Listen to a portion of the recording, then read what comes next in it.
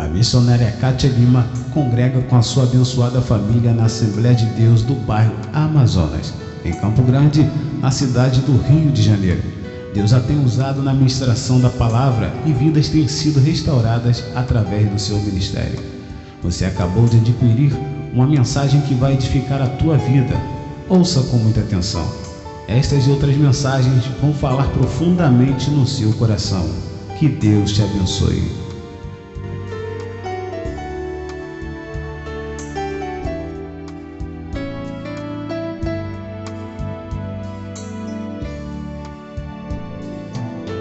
Não deixe que nada impeça de você ouvir a voz de Deus. Com vocês, a missionária Kátia Lima. Eu saúdo a todos com a paz do Senhor. Eu me sinto muito honrada em poder estar aqui nesta noite com os irmãos, com as irmãs, para adorar e bendizer o nome do Senhor. Eu tenho o meu hino oficial que eu não sei falar sem cantar. Este hino é minha oração todos os dias que Deus me deu o privilégio de poder regravá-lo. E eu gostaria que as irmãs colocassem a mão no coração. Os irmãos, coloquem a mão no coração. Você vai fazer essa oração comigo agora.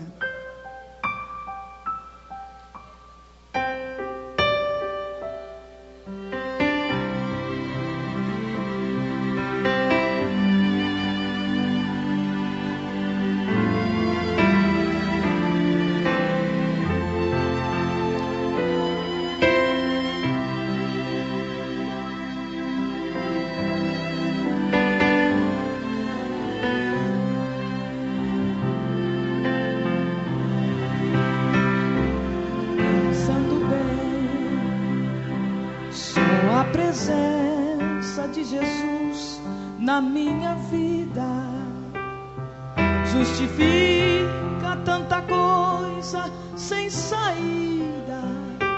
É realidade que eu não posso me afastar. Aleluia. Tua presença me encoraja, me anima todo dia.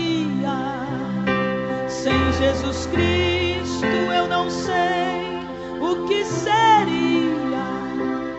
Um vivo morto sem poder me levantar.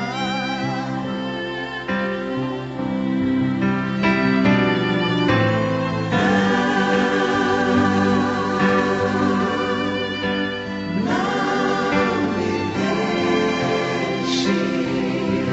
deixe sozinho.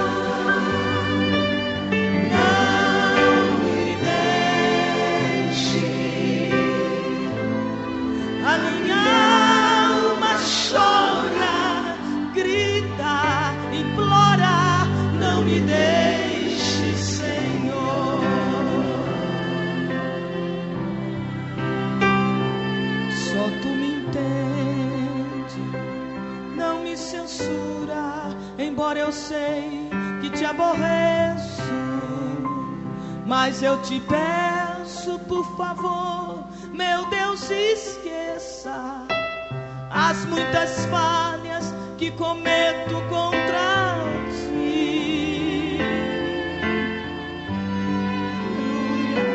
Se for preciso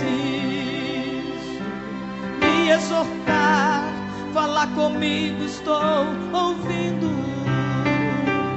Fala comigo acordada ou dormindo, ou aqui mesmo, se quiseres, quero ouvir. Cante com a tua alma.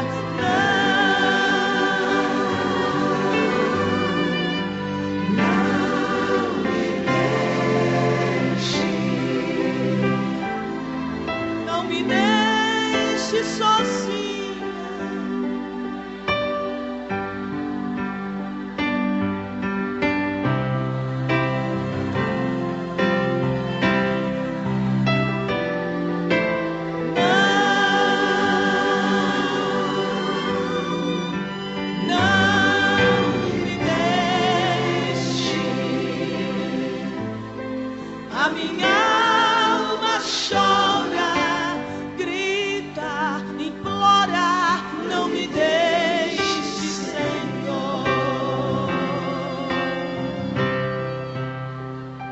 abraço nesta pessoa que está aí do teu lado, Pierre. Um abraço abençoado, cheio da unção. Diga para ele: Deus não tem te deixado não, nem um minuto sequer. Ele está contigo, Ele tem te sustentado. Se você está na caverna, Ele está contigo e vai te tirar de lá. E é na hora da luta que Ele vem e diz assim: estou contigo. Ora, não temas, te encoraja, vai em frente.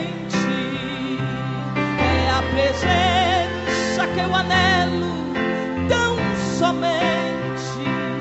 Não há barreiras que eu não possa ultrapassar. Ah, e se estou fraca, oh, me esconda em tuas asas tão segura. Me agasalha no teu manto de ternura. Oh, me transporta como um vento sobre o mar.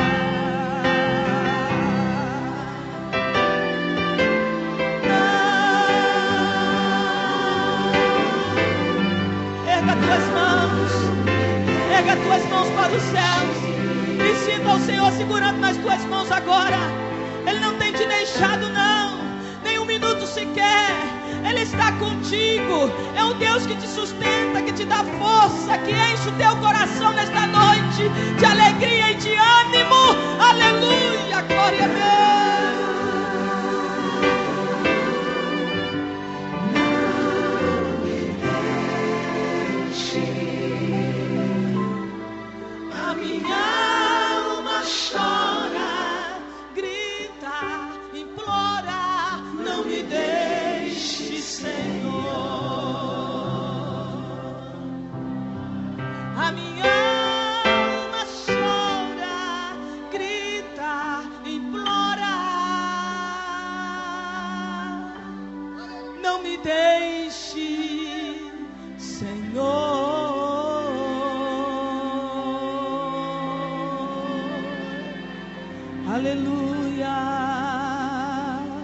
Você pode levantar a tua mão e glorificar o nome do Senhor.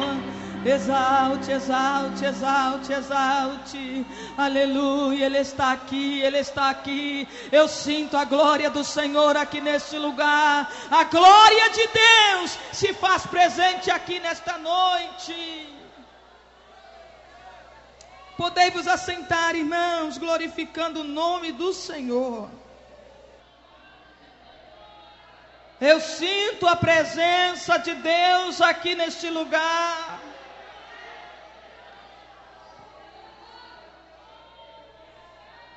O tema que as irmãs escolheram é: mulher, o que tem feito com a ordem que Deus lhe deu?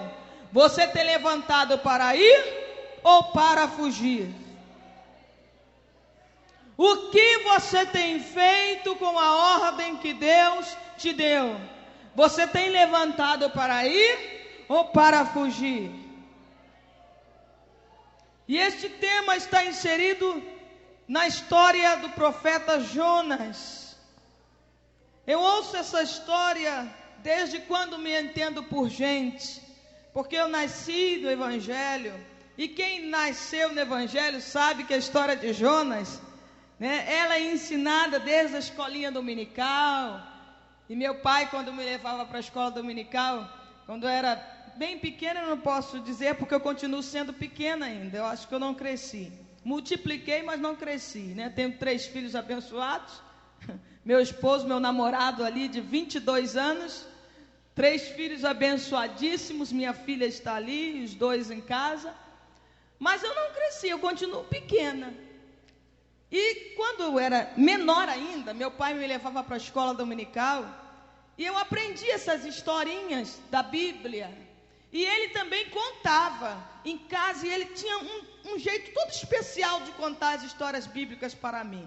E eu louvo a Deus, porque até hoje eu não me esqueci das sagradas letras que foi me ensinada na minha infância.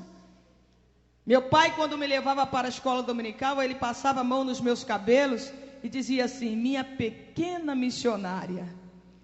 Eu perdi o meu pai quando eu tinha 9 anos de idade. E a palavra que ele profetizou na minha vida se cumpriu. A palavra que ele proferiu de bênçãos para mim se cumpriu, está se cumprindo hoje. Glória a Deus. E esta história de Jonas é uma história maravilhosa que nos fascina. Jonas, ele foi enviado por Deus a proclamar o juízo a Nínive. Nínive era a capital da Síria. A Síria era tida como uma ameaça para Israel. Israel odiava os assírios, porque era um povo rebelde, um povo cruel, uma nação perversa. Era conhecida pela sua crueldade, mutilava aqueles que eles pegavam como presos. Então a Síria era assim, era uma ameaça para Israel. E quando Deus chama Jonas para proclamar o juízo para Nínive, que era a capital da Síria, Deus fala: levanta-te, vai à grande cidade de Nínive e clama contra ela, porque a sua malícia subiu a mim. Jonas, ele não queria pregar para Nínive, porque ele conhecia Deus muito bem. E ele sabia bem que se os ninivitas se arrependessem, Deus, com a sua misericórdia, iria salvá-los. E Jonas pensou nisso. E também talvez tenha sido um certo medo, porque eles eram cruéis. E poderiam pegar Jonas como prisioneiro e massacrá-lo também. E então ele foge. Ele foge porque também ele não queria o perdão para os inimigos de Israel. Ele era um pouco nacionalista. Ele não queria o perdão para o povo de Israel. E ele fugiu para um lado completamente oposto àquilo que Deus queria para ele. Ele via ali a chance dos inimigos extintos. Irmãos, eram mais de 120 mil, cerca de 120 mil almas a serem alcançadas, mas Jonas fugiu. Aperte a mão desta pessoa que está aí do teu lado e diga: irmão, não fuja, não fuja. Se Deus te deu uma ordem, não fuja. Entre as diversas lições que a gente aprende e que nós podemos tirar proveito da história do profeta, existem algumas que têm a ver comigo, têm a ver contigo e têm a ver com qualquer outro indivíduo que tem chamada de Deus. Algumas lições a gente aprende aqui nesse livro de Jonas. E a primeira lição que a gente aprende é que o ser humano tem duas vontades básicas que se confrontam, que se degladiam, que se lutam entre si: vontade da carne e vontade do espírito. Essas duas vontades, elas lutam constantemente. Vontade da carne é de desobedecer a Deus. A vontade do espírito é obedecer a Deus. Tanto que o apóstolo Paulo, lá em Romanos, capítulo 7, versículo 19 a 24, ele diz assim: porque não faço o bem que quero, mas o mal que não quero, esse faço. Ora, se eu faço o que não quero, já o não faço eu, mas o pecado que habita em mim, ou seja, a carne. Acho então esta lei em mim, que quando quero fazer o bem, o mal está comigo. Porque segundo o homem interior, tenho prazer na lei de Deus, mas vejo nos meus membros outra lei, que batalha contra a lei do meu entendimento e me prende debaixo da lei do pecado que está nos meus membros. Aí ele diz assim, ele faz uma declaração: miserável homem que sou, quem me livrará do corpo desta morte?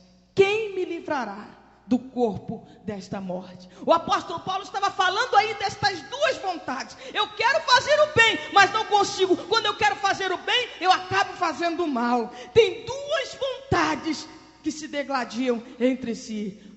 São dois leões que você, se alimentar mais um, ele vence. Se você alimentar mais o outro, ele vence a luta. Dois leões que lutam entre si. E se você alimentar mais um, ele vence. Se você alimentar mais o outro, ele vence. Qual é o leão que você tem alimentado?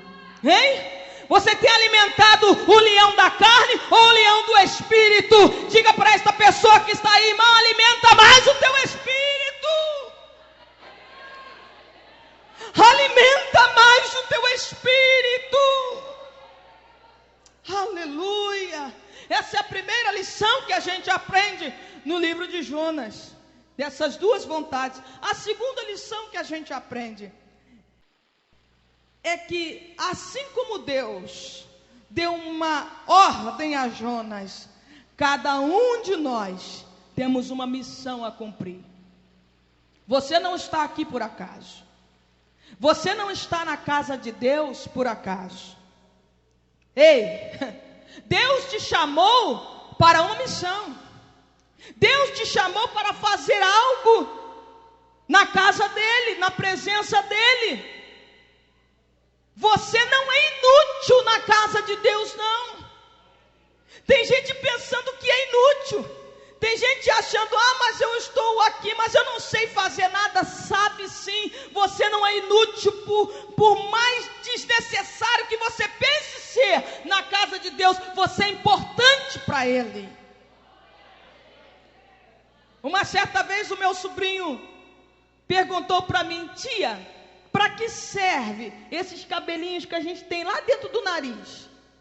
Aí eu falei assim: serve para filtrar o ar que a gente respira. Aí ele falou assim: eu pensei que não servisse para nada. Eu disse: se não servisse para nada, ele não estaria aí. Diga para a pessoa que estaria ao teu lado: se você não servisse para nada, meu irmão, você não estaria aqui não. Glória a Deus. Aleluia! Você foi chamado por Deus para uma missão. Você é importante sim, por pequeno que você pense ser, ou que alguém julgue que você é importante no corpo de Cristo. Cada membro tem uma função. O apóstolo Paulo, eu estava me lembrando ali de uma passagem que está escrito em 1 Coríntios capítulo 12, alguns versículos do capítulo 12, ele fala a respeito disso. O apóstolo Paulo diz assim: porque também o corpo não é um só membro, mas muitos. Se o pé disser: porque não sou mão, não sou do corpo, não será por isso do corpo? E se a orelha disser: porque não sou olho, não sou do corpo, não será por isso do corpo? Se todo o corpo fosse olho, onde estaria o ouvido? Se todo fosse ouvido, onde estaria o olfato? Mas agora Deus colocou os membros no corpo, cada um deles como quis. E se todos fossem um só membro, onde estaria o corpo? Agora, pois, há muitos membros, mas um corpo. E o olho não pode dizer à mão: não tenho necessidade de ti, nem ainda a cabeça aos pés: não tenho necessidade de vós. Antes, os membros do corpo, que parecem ser os mais fracos, são necessários. Por melhor que você se julgue ser, por maior que você se julgue ser, você precisa do teu irmão que está sentado aí do teu lado. Aperte a mão desta pessoa linda que está aí do teu lado e diga assim: irmão, eu preciso de você. Eu preciso de você. Aleluia. Cada um tem uma missão, mas cada um precisa do outro. Aleluia. Glória a Deus. Deus te deu uma ordem, serva de Deus. Deus te deu uma missão. Você está se levantando para ir ou para fugir? E às vezes as ordens que Deus nos dá parecem coisas absurdas, não é mesmo? Às vezes Deus dá uma ordem para nós, como deu para Jonas. Ele julgou aquela ordem uma coisa absurda. Eu vou pregar para os ninivitas, aquele povo cruel, inimigos ferrenhos de Israel? Não, eu não vou. Eu não vou porque eles vão se arrepender e Deus vai perdoar. Eu não vou. Parecia absurda para Jonas a ordem que Deus havia dado para ele. E às vezes Deus nos dá ordem que nós pensamos assim: Deus, eu não vou fazer isso não. Que coisa absurda, que coisa tremenda. Eu me lembro de uma jovem da igreja batista que Deus, às 3 horas da manhã, um certo dia, disse para ela: vai lá no meio da praça e diga bem alto: Deus te ama. Ela disse assim: Senhor, eu ia uma hora dessa no meio da praça e falar que Deus te ama, que coisa absurda. E Deus falou com ela 3 vezes. Na terceira vez ela se levantou, foi lá no meio da praça, tudo escuro, não tinha ninguém, olhou para um lado, para o outro, um deserto tremendo, mas ela colocou a mão assim e gritou: Deus te ama. Voltou para casa para dormir. No domingo seguinte, o pastor estava pregando. E na hora do apelo, um jovem saiu lá do último banco, veio, levantou a mão para Jesus e pediu: pastor, eu posso falar alguma coisa? Eu tenho um testemunho para dar. Ele entregou o microfone na mão daquele jovem e o jovem disse: olha, teve um dia desta semana, era 3 horas da manhã, eu estava lá no meio da praça, escondido atrás de uma árvore, estava passando por uma luta muito grande. Eu peguei a minha arma, coloquei na minha cabeça, e quando eu já ia apertando o gatilho para me matar, eu escutei uma voz gritar bem alto: Deus te ama. Joga essa mão abençoada aí no ombro da tua irmã e diga para ela: irmã, você vai se levantar para ir ou para fugir? Obedeça a voz de Deus, mesmo que ela lhe pareça absurda. Esta é a segunda coisa que a gente aprende no livro de Jonas. Jonas, ele foi chamado, e cada um de nós temos uma chamada. É a terceira lição que a gente aprende. Jonas fugiu. E toda fuga da vontade de Deus implica em descida. Toda pessoa que foge da vontade do Senhor, ela automaticamente, ela desce, ela se decai, ela entra em decadência. O que aconteceu com Jonas? Ele desceu para Jope para fugir para Tarsis. Tarsis ficava a sudeste da atual Espanha. É uma distância de aproximadamente 4.000 quilômetros de Israel. Era, portanto, o lugar mais remoto, mais distante que Jonas achou para ir. Ele achou que estava fugindo da vontade do Senhor. Ele achou que estava fugindo de Deus. Mas de Deus ninguém foge. Aleluia. E toda pessoa que tenta fugir de Deus, ela entra em decadência. Ele desceu para Jope para fugir para Tarsis, e entrou no navio e desceu para o porão. Ali ficou tranquilamente dormindo no porão do navio. O homem que foge de Deus se abriga na sua própria depressão. Ele fugiu, e aquele sono dele era um sono de uma pessoa deprimida. Era o sono de uma pessoa que estava fugindo da vontade do Senhor. Eu não sei qual é a tua condição nesta noite aqui. Talvez, serva de Deus, você esteja deprimida, esteja em decadência, esteja descendo cada vez mais na tua vida espiritual, porque você fugiu da vontade do Senhor. Você é crente? É serva de Deus? Mas aquilo que Deus quer para a tua vida, você largou de lado, você deixou de lado. Sabe? aquelas visitas nos hospitais,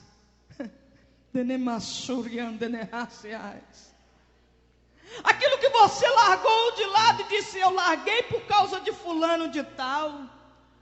Sempre se coloca a culpa em alguém. Hoje mesmo eu estava conversando com uma jovem que estava querendo deixar o trabalho que Deus colocou na mão dela, e ela colocou a culpa em alguém. Eu disse: olha, você não tem que sair daquilo que Deus colocou você para fazer por causa de alguém, não. Faça a tua parte, faça a vontade de Deus, e Deus vai te recompensar. Deixa quem quer te perseguir, que persiga, mas você faz a tua parte.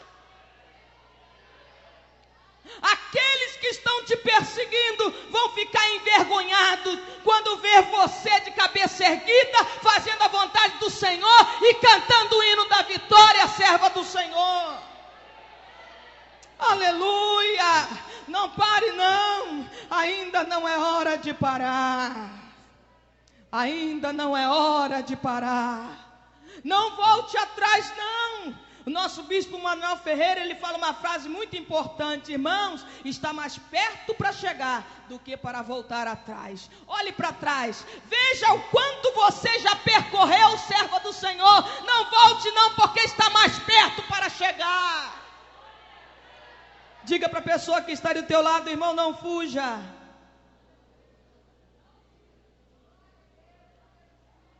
Não fuja, senão você vai entrar em decadência. A quarta coisa que a gente aprende é que quando fugimos de Deus, Ele sempre arruma um jeito de nos trazer de volta a sua presença. Quando nós fugimos de Deus, quando temos chamada de Deus, não adianta. Deus sempre vai arrumar um jeitinho de nos trazer de volta a sua presença. No caso de Jonas, ele entrou naquele navio e se levantou uma grande tempestade. Um vento forte começou a soprar. E aqueles homens ficaram apavorados. O que está acontecendo? E o vento não parava. E aqueles homens clamavam aos seus deuses, e o vento não parava. Porque o desobediente estava ali. E Deus havia levantado aquele vento por causa de Jonas. Muitas das vezes Deus nos chama a atenção através dos ventos fortes da vida. Muitas das vezes Deus usa as tempestades para trazer-nos de volta à sua vontade, porque o melhor lugar para se ficar é o centro da vontade de Deus. Não saia do centro da vontade de Deus não. Ah, mas eu vou sair porque a luta está se levantando, a prova está se levantando. Irmão, é melhor passar por prova e luta, mas em obediência, do que passar pela tempestade sendo desobediente. Muitas das vezes Deus nos chama a atenção com os ventos fortes. E isso acontece na nossa vida em várias situações. Deus pode usar esse vento forte dentro da nossa família, a rebeldia dos filhos. Não estou dizendo que todo vento forte vem por causa de desobediência, não. Porque quem está na obediência também passa a luta. Também passa a luta. Mas tem um álibi em dizer: Senhor, pesa-me em balanças fiéis, e vê, Senhor, vê a minha obediência. Aleluia, glória a Deus. Você tem como reivindicar a tua bênção. Agora, quando você é desobediente, não. Você tem que esperar o vento passar. Você tem que voltar à presença do Senhor. Você tem que voltar ao centro da vontade de Deus. Então Deus usa às vezes os ventos na família, filhos desobedientes, desajustes no casamento. Deus usa esse vento às vezes na área financeira, perda de emprego, o dinheiro não dá, salário sumiu. E Deus às vezes usa esse vento na vida espiritual. Você não sente paz, você não procura Deus para falar para você, e parece que Deus se cala. Você se sente num deserto espiritual. Ou então Deus pode usar isso também, esse vento, na vida pessoal. você se sente insatisfeito, deprimido, frustrado, tudo porque você saiu do centro da vontade do Senhor. Vire-se para essa pessoa linda que está aí do teu lado e diga assim: irmão, não espere a tempestade para voltar para a vontade do Senhor, não. Espera vir a tempestade para você voltar para o centro da vontade do Senhor, não.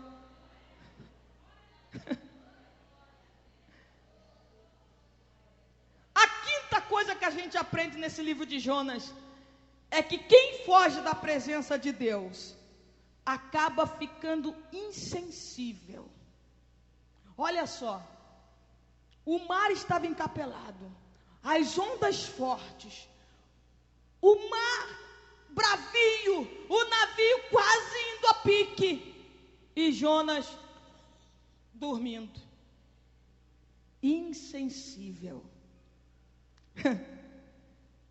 A Bíblia diz no versículo 5 assim, do capítulo 1: então temeram os marinheiros, e clamava cada um ao seu Deus, e lançavam no mar as fazendas que estavam no navio, para o aliviarem do seu peso. Jonas, porém, desceu aos lugares do porão, e se deitou, e dormia um profundo sono. Ele estava insensível. Quando a pessoa sai da vontade do Senhor, quando a pessoa foge de Deus, ela fica insensível. Por mais que alguém chegue e fale: fulano, você precisa voltar, você precisa fazer o que Deus quer, mas ele parece que colocou um tampão nos ouvidos, e ele, ou às vezes entra a mensagem por aqui e sai por aqui. Ele não consegue discernir a voz de Deus, ele não consegue discernir quando é Deus que está falando com ele. Aí o irmão fala e diz: é carne, olha só, é carne, está sendo usado pela carne. Ele fica insensível. Oh, minha irmã, meu irmão, não durma. A tempestade pode estar se levantando, mas você tem que permanecer acordado. Não fuja da vontade do Senhor. E a sexta coisa que a gente aprende é que pessoas que fogem da vontade de Deus trazem maldição aonde quer que estejam. A tempestade se levantou, o vento forte se levantou, justamente por causa de Jonas. No versículo 6 do capítulo 1 dizia: o mestre do navio chegou-se a ele e disse-lhe: que tens, dormente? Levanta-te, invoca o teu Deus, talvez assim Deus se lembre de nós, para que não pereçamos. E dizia cada um ao seu companheiro: vinde e lancemos sortes, para que saibamos por que causa nos sobreveio este mal. E lançaram sorte, e a sorte caiu sobre Jonas. Ele estava atraindo maldição, não só para ele, mas para os que estavam em volta dele. Aquela pessoa que foge da vontade do Senhor, que tenta fugir de Deus, ele traz tribulação não só para ele, mas traz tribulação para sua família, traz tribulação para os seus amigos. A maldição é atraída por essa pessoa. Agora, quando você é abençoado, irmão, aleluia, quando você está dentro da vontade de Deus, você é abençoado. Quando você está no centro da vontade de Deus, você é abençoado. E quando você é abençoado, quem tocar em você será abençoado também. Aleluia, glória a Deus.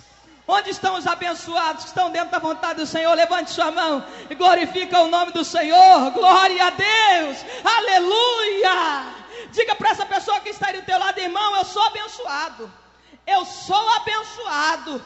Diga para ele assim: quem chegar perto de mim está pensando o quê? Vai ser abençoado também.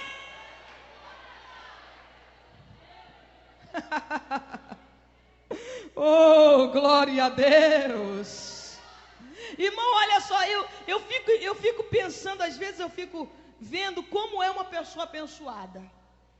Uma pessoa que está no centro da vontade de Deus, pode observar como ela é abençoada. Às vezes ela entra numa loja, não sei se aconteceu isso com a senhora, irmã Ruth. Entra numa loja, a loja está vazia.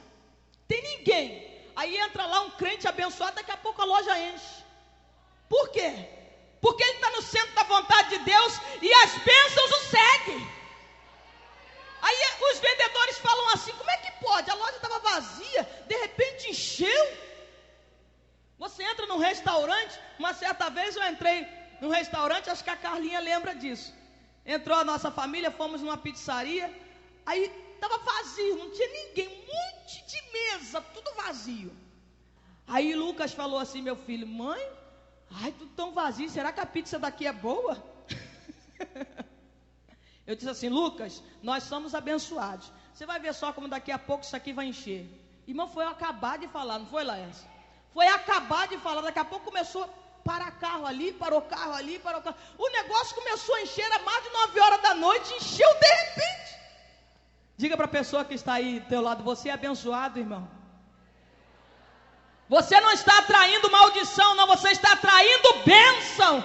E quem é abençoado não precisa correr atrás de bênção, a bênção segue. Aleluia! Não tem aquele hino? Eu não correrei atrás de bênçãos, sei que elas vão me alcançar.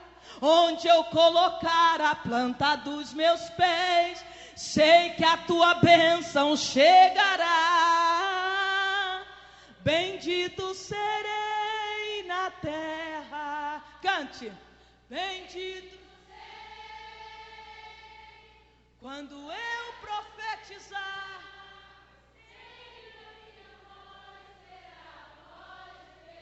Bendito, bendito serei,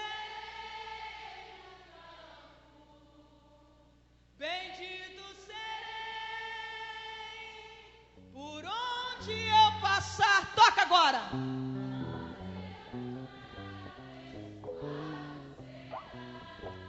Quando eu, aleluia, você é bendito. Você é abençoado, meu irmão. Levante a tua mão para o céu e glorifica ao Senhor, porque você é abençoado. Aleluia. Agora Jonas foi lançado ao mar, e Deus enviou aí um grande peixe para engolir Jonas. Mas Jonas nos dá algumas dicas de como voltar para o centro da vontade do Senhor. Como voltar para o centro da vontade de Deus? Já estamos terminando. A primeira dica, a primeira maneira que Jonas nos mostra de como a gente tem que fazer para voltar para o centro da vontade de Deus. Primeira maneira é através da oração. Aleluia. Você não vê aí Jonas orando para decidir ir a Tarsis. Você não vê Jonas orando na tempestade. Você não vê Jonas orando nem quando todos oravam aos seus deuses. Você não vê Jonas orando. Nem quando a verdade sobre sua fuga foi descoberta, se tornou pública, você não vê Jonas orando. Nem quando os marinheiros tentam salvá-lo, porque os marinheiros até tentaram salvá-lo, mas não houve jeito. Ele mesmo disse: me joga no mar, porque sou eu a causa desta grande tempestade. Nem assim você vê Jonas orando. Mas é no ventre do peixe, oh aleluia, que ele restaura a sua comunhão com Deus. É no ventre do peixe que ele faz uma das orações mais lindas que a gente encontra na Bíblia Sagrada. É lá dentro do inferno, como ele disse, que ele julgou ser aquele lugar o inferno. Ele disse: na minha angústia clamei ao Senhor e ele me respondeu. Do ventre do inferno gritei e tu ouviste a minha voz, porque tu me lançaste no profundo, no coração dos mares, e a corrente me cercou. Todas as tuas ondas e as tuas vagas têm passado por cima de mim, e eu disse: lançado estou de diante dos teus olhos. Todavia tornarei a ver o templo da tua santidade. Aleluia. Sabe o que Deus está falando para você nesta noite, serva do Senhor? Se você fugiu da minha vontade, comece a me clamar, comece a orar, comece a me buscar. E Ele está dizendo para você: clama a mim, responder-te-ei, e anunciar-te-ei coisas grandes e firmes que não sabes. Comece a clamar a Deus, a levantar a tua voz em oração. Comece a clamar pela misericórdia do Senhor, porque Ele vai te ouvir. Aleluia. Se Deus ouviu Jonas lá no ventre do peixe, tu pensa que Ele não vai ouvir a tua oração? Eu não entendo, irmãos, porque nós temos o hábito de usar a oração como último recurso. Jonas deveria ter usado a oração como primeiro recurso. Ele usou como último recurso. Eu não entendo porque nós temos esse hábito. A gente olha as coisas, deixa as coisas chegarem ao extremo para depois buscar a Deus. Deus quer que você o busque. Use a oração como primeiro recurso dos teus problemas. Diga para essa pessoa linda que está aí do teu lado: ore, minha irmã. Ore. Vamos orar mais. Vamos buscar mais. Segunda maneira que Jonas nos ensina aí, para voltar ao centro da vontade do Senhor, é disposição. Jonas se dispôs a obedecer. No versículo 9 do capítulo 2 ele diz: mas eu te oferecerei sacrifício com a voz do agradecimento, o que votei pagarei, do Senhor vem a salvação. Ele se dispôs, aleluia. Ele disse: eu me arrependo, eu vou fazer o que Deus quer. Você quer voltar para a presença do Senhor? Quer voltar para a vontade de Deus? Se disponha, aleluia. Tenha disposição, não fique esperando o renovo cair do céu, não, busque o renovo em Deus. E a terceira maneira que Jonas nos ensina para voltar à vontade de Deus é aproveitar a segunda chance. Quantos não têm aproveitado a segunda chance? Deus está dando sempre uma segunda chance. Deus está dando sempre uma nova oportunidade para aquele que fugiu. E veio a palavra do Senhor segunda vez a Jonas, dizendo: quando Deus manda o peixe jogar Jonas na terra. Parece a história da carrochinha, né, irmão? A gente fala assim que quem não está no espírito parece coisa de louco. Um homem ser engolido por um peixe, depois ser jogado na praia.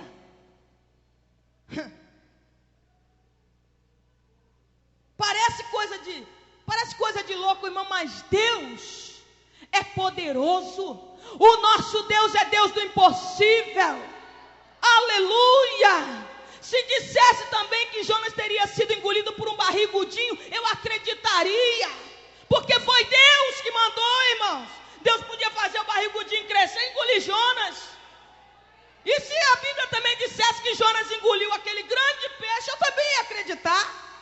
Porque o nosso Deus é Deus Todo-Poderoso. Aleluia, glória a Deus. Aí diz: e veio a palavra do Senhor segunda vez a Jonas, dizendo: levanta-te, vai à grande cidade de Nínive, prega contra ela a pregação que eu te disse. Levantou-se Jonas e foi a Nínive, segundo a palavra do Senhor. Era, pois, Nínive uma grande cidade, de 3 dias de caminho. Jonas entrou lá e começou a pregar. Ele não pregou misericórdia, não, ele pregou a ira de Deus. Mas sabe o que aconteceu? O rei de Nínive convocou todo o povo, desde o pequeno até o grande, até os animais jejuaram e se humilharam. O povo daquela cidade se humilhou diante do Senhor. E sabe o que aconteceu? Deus se arrependeu do mal que tinha dito que faria naquela cidade, e abençoou aquele povo, e perdoou aquele povo, porque o nosso Deus é um Deus de misericórdia. Fique de pé, por favor. Você quer voltar para o centro da vontade do Senhor? Ore, tenha disposição e aproveite a segunda chance. Agora tem uma coisa que a gente tem que aprender aqui, é que nós devemos enxergar o que realmente é importante para Deus. Jonas não queria que os ninivitas se arrependessem, pois sabia que Deus é misericordioso em perdoar. Tanto que Jonas fala assim, orou ao Senhor e disse: ah, Senhor, não foi isso que eu te disse, estando ainda na minha terra? Por isso me preveni fugindo para Tarso, pois sabia que és Deus piedoso, misericordioso, longânime, grande benignidade, e que te arrependes do mal. Nós devemos enxergar o que realmente é importante para Deus. Oh, irmãos, e nós temos que entender que a prioridade de Deus é sempre amor e misericórdia. Deus não tem prazer em destruir povo nenhum. Deus não tem prazer em amaldiçoar ninguém. A vontade de Deus, a prioridade de Deus é amor e misericórdia. Aleluia, glória a Deus. Jonas ficou enfurecido porque Deus perdoou os ninivitas. Jonas ficou recalcado, ficou aborrecido, quis morrer, fugiu para um lugar, ficou olhando lá, dormiu, botou uma cabana. Deus fez uma boboreira crescer sobre aquela cabana para preservar Jonas do calor. Só que no outro dia Deus mandou um bicho e acabou com aquela boboreira. Jonas ficou enraivecido. Aí Deus falou para Jonas novamente: Jonas, você está aborrecido por causa dessa boboreira que você não plantou, você não fez crescer? É justo você ficar aborrecido? E ele disse: Senhor, é justo que me enfade a ponto de desejar a morte. E disse o Senhor: você tiveste compaixão desta boboreira que não foi você que plantou, não foi você que fez crescer? Como eu não teria, Jonas, compaixão de um povo, de uma cidade em que estão ali mais de 120 mil homens que não sabem discernir entre a sua mão direita e a sua esquerda, e também muitos animais? E a história de Jonas termina com esta pergunta: eu não teria compaixão deste povo? A história de Jonas termina com uma interrogação que é eu e você que temos que responder. Diga para a pessoa que está aí do teu lado, pergunte para ela, faça essa pergunta para ela novamente: e aí, vai levantar para ir ou para fugir?